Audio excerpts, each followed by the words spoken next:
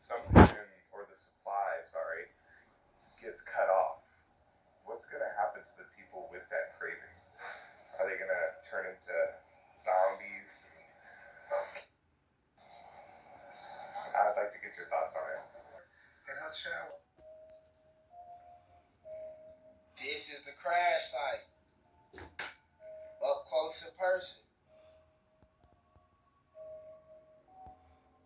They got jets flying over the skies looking for it.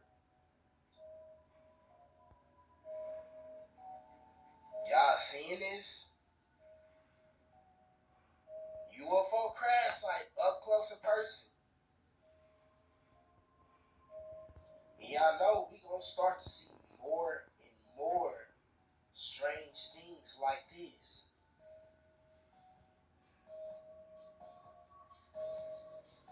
I don't know where this is located at. If y'all know where it's located at, let me know in the comments. But y'all seeing this?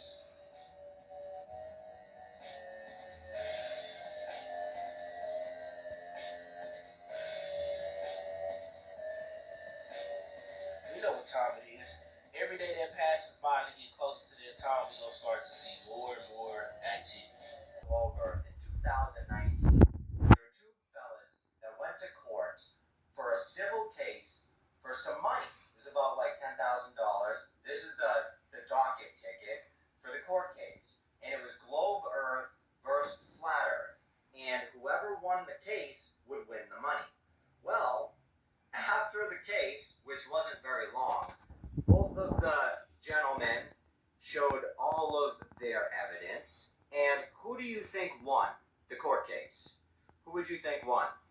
You would imagine Globe wins, right? Because science tells us we live on a globe, and everyone tells us we live on a globe. I mean, that's what we were taught. So wouldn't Globe win in court? That's what I would think, but that's not what happened at all. Actually, Globe lost, and Flat Earth won because the judge said there was zero evidence to prove that the globe was a thing, and the Flat Earth actually won the case.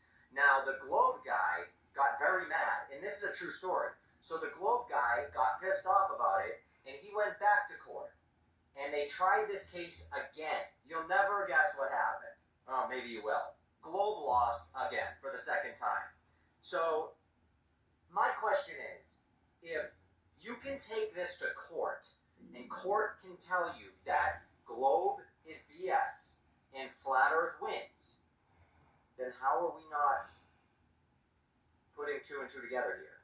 Because you can put people away for life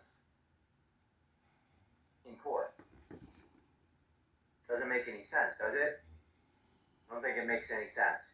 What I do think makes sense, though, is that there are about 1,000 and more proofs that the Earth is not a spinning ball of water. And you don't even have to just use your common sense. I mean, you can actually look up the proofs because there are a lot of them. But it's pretty much common sense to me that you can't put water on a ball. Here's our ball. Nice little apple, right? Can you put water on this? I don't think so. How does water stick to a ball? It's crazy. I mean, it's crazy. How does that work? So the Earth is within the Earth's atmosphere to do because we've been living in lies, my friends, and now it's time to learn the truth and understand the truth. And the truth is that we live on God's Earth, and God's Earth isn't a spinning ball of water, I can tell you that much. But again, this is for your entertainment. Drones, and that they were created by another species that's literally underground right now, allegedly. Watch the video to the end, share this with someone you love, can respect, and comment.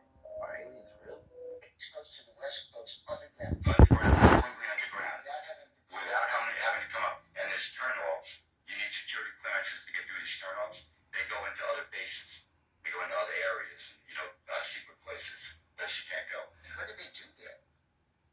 They do a lot of things. I can tell you one thing. They have 2 sets of elevators. And my security clearance got me down to the main elevator, which is as big as Manhattan. I mean, it's as big as Manhattan. It's unbelievable. They have acres of farmland with lights. Farmland Underground. They run the lights off nuclear. Yeah, they have nuclear power plant underground. And they